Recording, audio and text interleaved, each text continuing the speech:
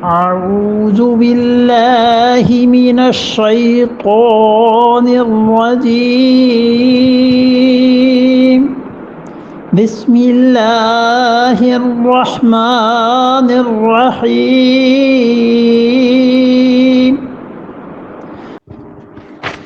يسألونك ماذا أحل لهم قل أحل لكم الطيبات وما علمتم من الجوارح مكلبين تعلمونهن مما علمكم الله فكلوا مما أمسكنا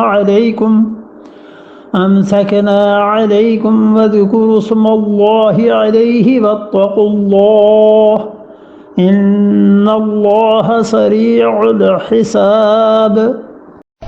آگے چلیں. اعوذ باللہ من الشیطان الرجیم بسم اللہ الرحمن الرحیم. سورہ مائدہ کی اب چوتھی آیت.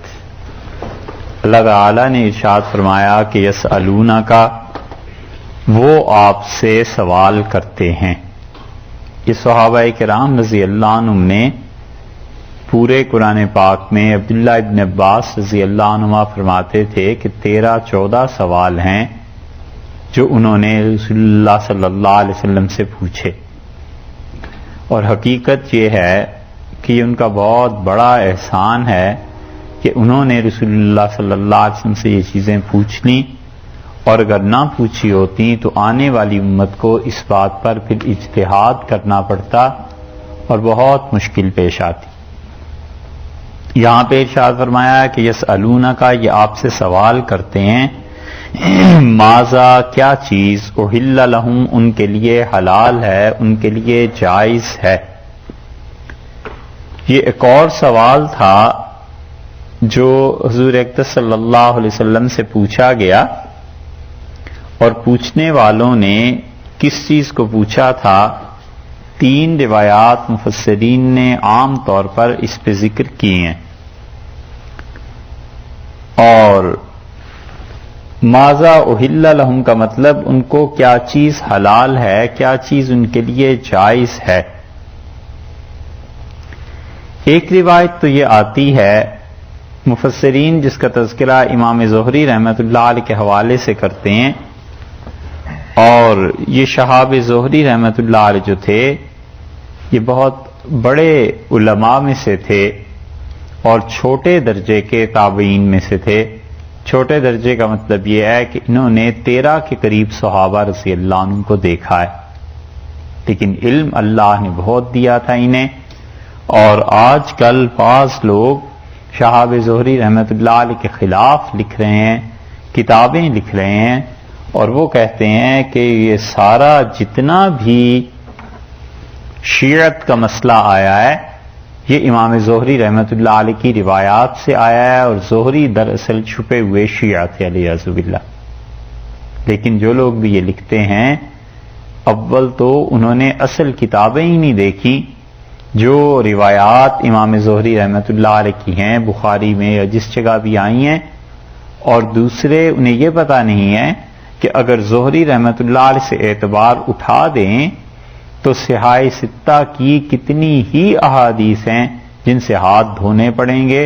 اور یہ ایک دروازہ کھولنا ہے امت میں اس چیز کا کہ حدیث سے اعتبار لوگوں کا اٹھ جائے اور لوگ حدیث کو حجت اور دلیل ماننا چھوڑ دیں.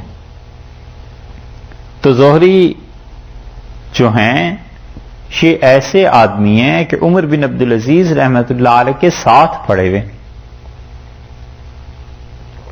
اور انہوں نے حکومت سنبھالنے کے بعد انہیں خط لکھا کہ رسول اللہ صلی اللہ علیہ وسلم کی احادیث جو آپ کے پاس ہیں وہ مجھے بھیجیے. اور زہری رحمۃ اللہ علیہ کہتے تھے پھر ہم نے لکھ کے احادیث جب ان کے پاس بھیجی تو دفتروں کے دفتر، یعنی بہت بڑے بڑی کاپیز ان کے ہاں داخل ہوئیں، اور بہت بڑے بڑے صفحات تھے جن چیزوں پہ حدیثیں لکھی گئیں. تو زہری رحمۃ اللہ علیہ کہتے ہیں کہ صحابہ کرام رضی اللہ عنہم نے سوال کیا رسول اللہ صلی اللہ علیہ وسلم پہ کہ کون کون سی چیزیں حلال ہیں اور کون کون سی چیزیں حرام ہیں. تو اللہ تعالیٰ نے اس کا جواب دیا تھا اور پھر اس کو فرمایا کہ یسألونک ماذا احل لہم، اور آپ سے یہ سوال کرتے ہیں کہ کیا چیزیں جائز ہیں۔ دوسری روایت حضرت عدی بن حاتم رضی اللہ عنہ کی آئی ہے، اور زید ابن محلحل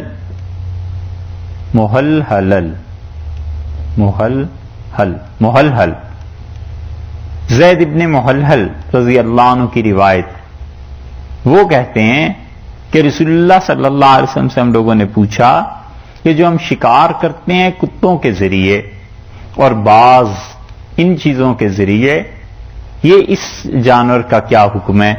تو اللہ تعالی نے اس کو بتایا، اور پھر انہوں نے پوچھا کہ کچھ جانور ایسے ہیں جنہیں ہم زندہ پا لیتے ہیں اور کچھ ہیں جو ہمارے پہنچنے سے پہلے مر جاتے ہیں، تو اس کے بارے میں آپ فرمائیے۔ تو رسول اللہ صلی اللہ علیہ وسلم پر یہ آیت نازل ہوئی۔ اور تیسری بات مفسرین کہتے ہیں کہ آیت بالکل سورت کی ابتدا سے متعلق ہے۔ سورت کی ابتدا میں اللہ تعالیٰ نے فرمایا نا کہ احلت لکم بہیمۃ الانعام، تمہارے لیے یہ چوپائے مویشی حلال کیے جاتے ہیں۔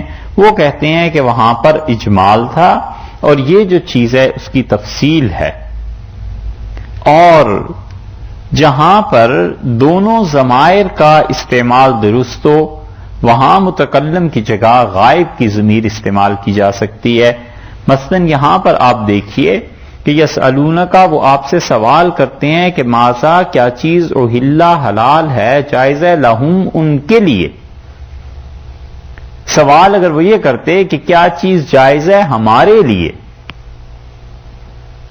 یہ نہیں، سوال یہ ہوا ہے کہ کیا چیز جائز ہے ان کے لیے، تو یہ بھی زبان کا ایک قاعدہ ہے۔ جیسے کہتے ہیں کہ یہاں دیکھ لیجئے کہ ہمیں کیا چیز، ہمارے لیے کیا چیز جائز ہے، اور ایک یہ ہے کہ آدمی کہتا ہے کہ یہ فلاں صورت پیش آ گئی اور جو لوگ اس میں ہیں ان کے لیے کیا چیز جائز ہے، وہ خود بھی ہے نا کہ ان میں شامل ہے۔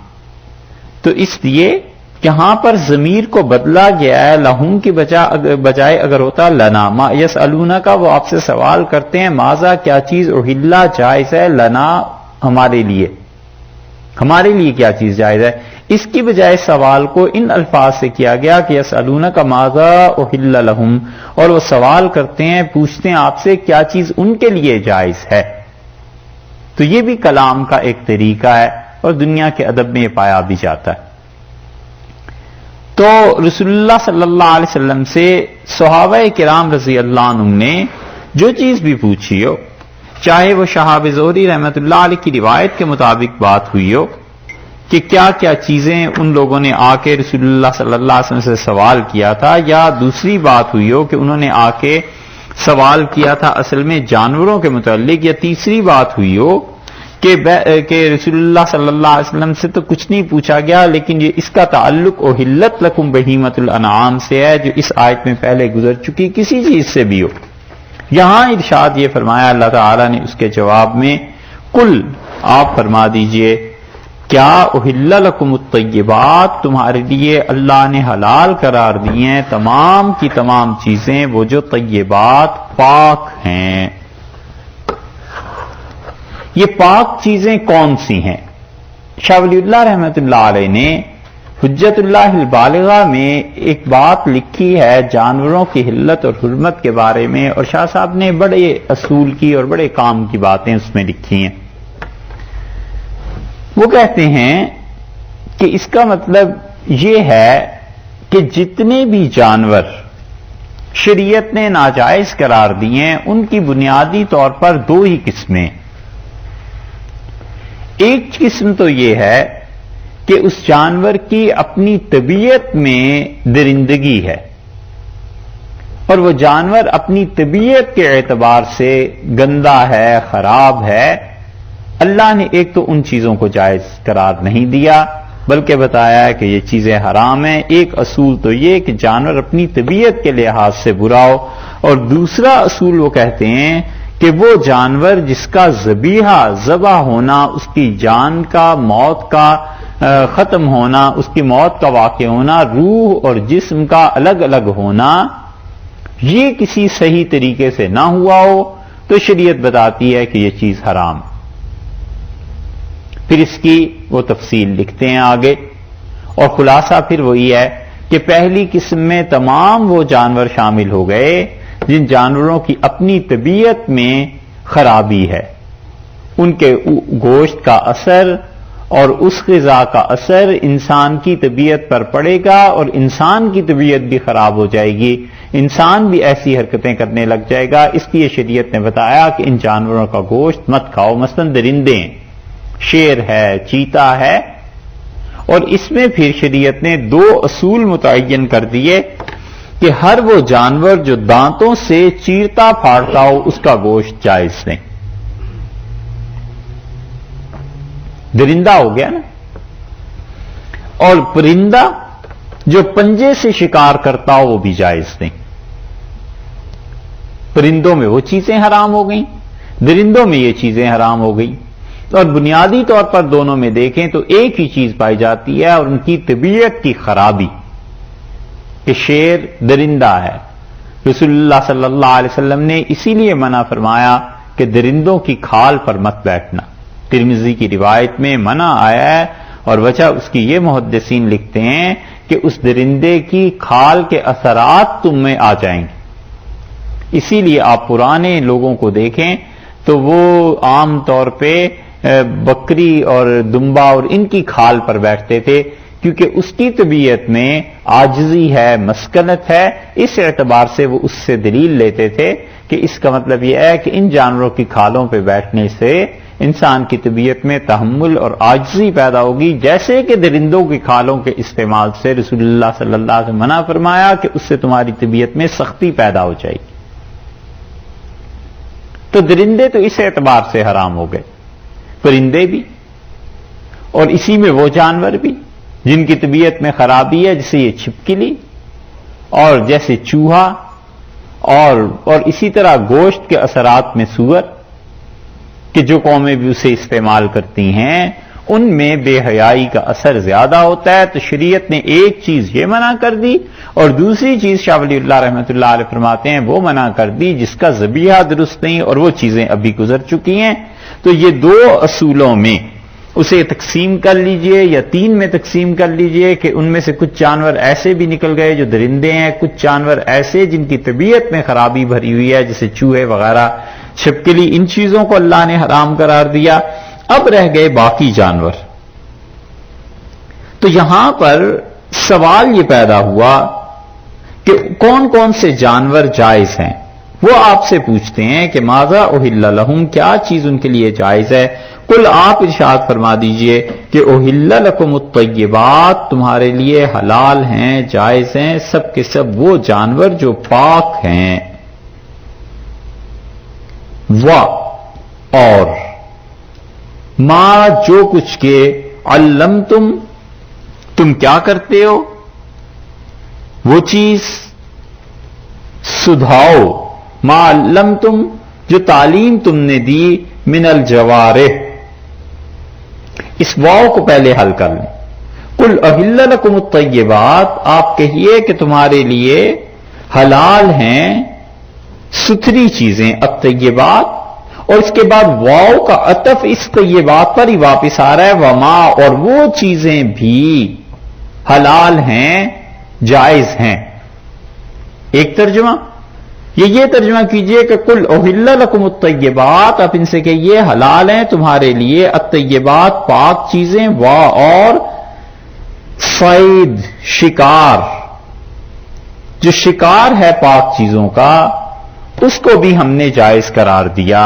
صید کا لفظ مفسرین کہتے ہیں اگرچہ ہے نہیں لیکن اس کا مطلب یہی ہے، یعنی وہ چیزیں. احل لکم الطیبات سے بعض حضرات کہتے ہیں کہ پہلی آیت اس سورت کی دیکھیے تو وہاں آیا ہے نا احلت لکم، کہ اللہ تعالیٰ نے کیا کیا ہے. اس سورت کی بالکل پہلی آیت کو دیکھیں گے تو وہاں ہے نا احلت لکم بہیمت الانعام، حلال ہوئے تم کو سارے چوپائے جو کہ مویشی ہیں، سارے چوپایوں کو اللہ نے حلال کیا ہے. وہ 8 قسمیں جو اس دن گزر گئی ہیں.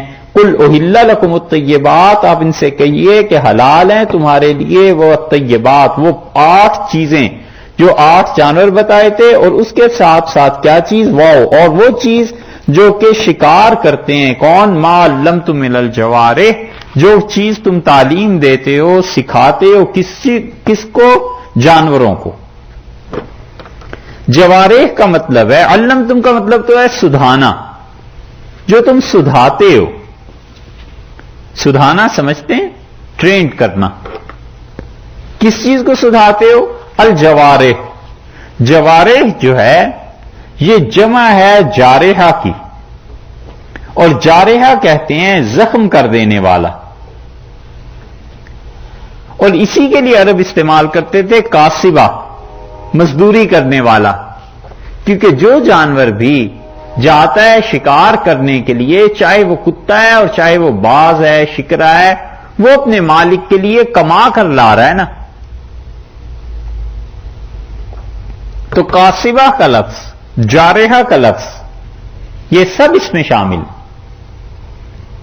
اللہ تعالی نے فرما دیا کہ جو سدھاتے ہو تم شکاری جانور، جوارے شکاری جانور. اس سے امام ابو حنیفہ رحمۃ اللہ علیہ نے دلیل لی ہے کہ وہ کہتے ہیں کہ جانور کو جو لے کے آئے تو اسے زخمی کرے تب وہ جائز ہوگا، یا پھر جانور کو وہ لے آئے ویسے کا ویسا اور مالک نے ذبح کر لیا. کتا چھوڑا شکار کے لیے اس نے، اور وہ گیا اور کتے نے خرگوش کو پکڑا اپنے منہ میں اور ویسے کا ویسا لا کے مالک کو دے دیا. اب اس نے ذبح کر لیا، یہ بھی جائز ہو گیا. یا پھر کتے نے اس کو کیا کیا؟ اس کو زخمی کیا، اور اس زخمی صورت میں وہ مر گیا، اور باقی شرائط اگر پائی گئی جو اللہ تعالیٰ نے آگے بیان کی ہیں تو وہ جائز ہو گیا. تو ایک تو جارحہ کے لفظ سے امام ابو حنیفہ رحمۃ اللہ نے فرمایا کہ اسے کیا ہونا چاہیے؟ خون اس کا بہنا چاہیے، زخمی ہونا چاہیے. دوسرا لفظ اللہ تعالیٰ نے فرمایا مقلبین، بلکہ پہلا لفظ دیکھ لیجئے، ما علمتم، جو تم سدھاتے ہو. تو شکاری جانوروں میں پہلی شرط یہ آ گئی کہ وہ سدھائے ہوئے ہوں، ان کو ٹرینڈ کیا گیا ہو، خود بخود نہ آئیں بلکہ وہ ٹریننگ کے بعد ان چیزوں کے کام آتے ہیں. دوسری بات یہ ہو گئی کہ جوارے وہ زخمی کرنے والے ہوں، اور اس کے ساتھ ساتھ جھپٹ پڑیں، وہ اس کے پیچھے جائیں شکار کے. مقلبین، دوڑانے کو. مقلبین کا لفظ جو ہے، مقلب کہتے ہیں کتے کو تعلیم دینے والا، شکار پر جھپٹنے والا. تو تم نے جانور کو ایسا ٹرینڈ کر دیا ہو کہ وہ جا کر جھپٹ پڑے شکار پر، یہ ہے. تعلمونہن، تم انہیں کیا کرتے ہو؟ تعلیم دیتے ہو.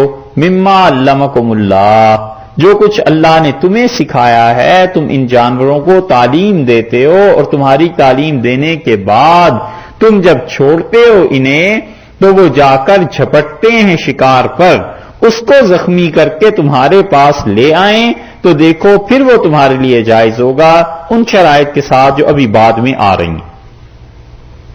تو ایک تو پتا چلا کہ جانور بنیادی طور پر ٹرینڈ ہو، وہ کتے ہوتے ہیں، شکرے ہوتے ہیں، باز ہوتے ہیں، یہ جانور ہیں جو ٹرینڈ ہو جاتے ہیں اور جو اس تربیت کو قبول کرتے ہیں انسانوں سے.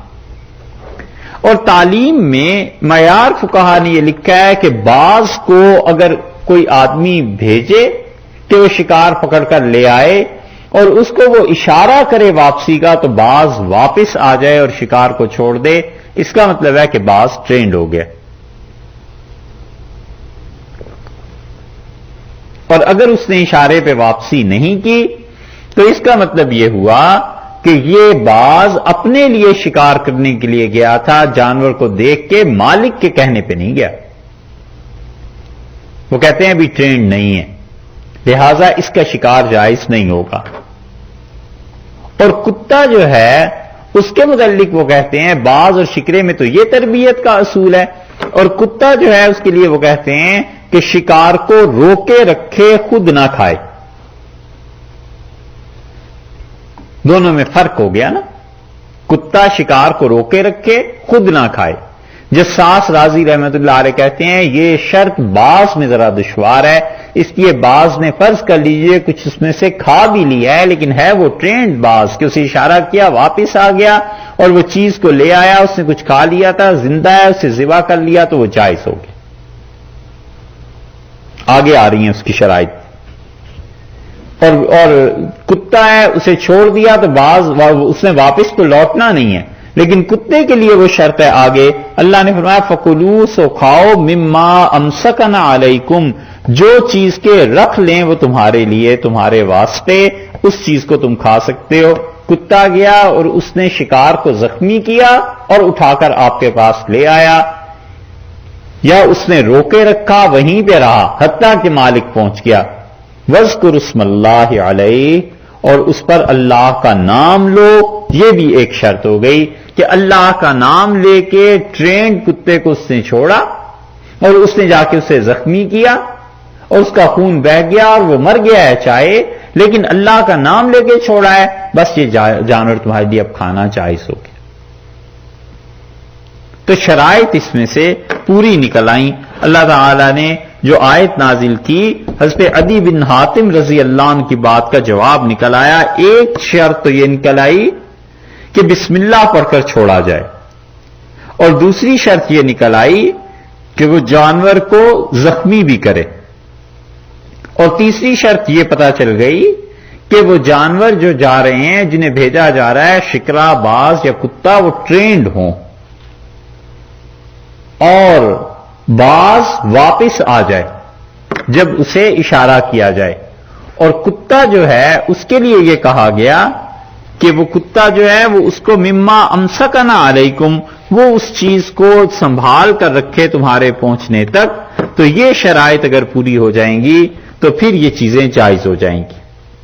جب تک مالک کا اشارہ نہ ہو کتا نہیں جا سکتا، چاہے اس کے سامنے سے ہرن گزر جائے، کوئی بھی چیز ہو جائے۔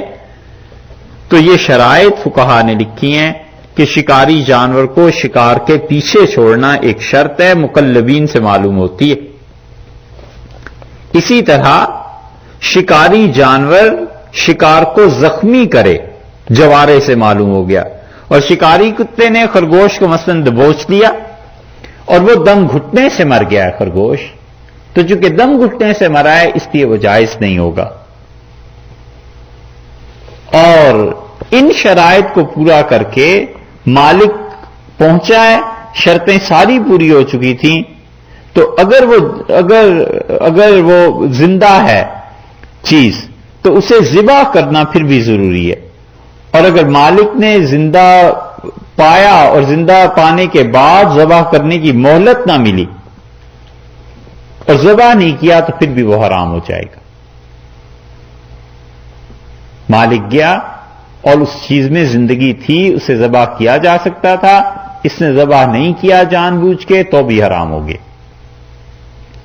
اور اس کے پہنچنے سے پہلے باقی شرائط اگر پائی جاتی تھیں تو چاہے وہ جانور جان دے چکا ہو تو بھی وہ اس حالت میں حلال ہے جبکہ یہ باقی شرائط اس کی پوری کی جائیں، یعنی بسم اللہ پڑھ کے اس نے چھوڑا ہو کتے کو، اور کتا بھی ٹرینڈ ہو، اور وہ اپنے مالک کے لیے اس کو بچا کر بھی رکھے۔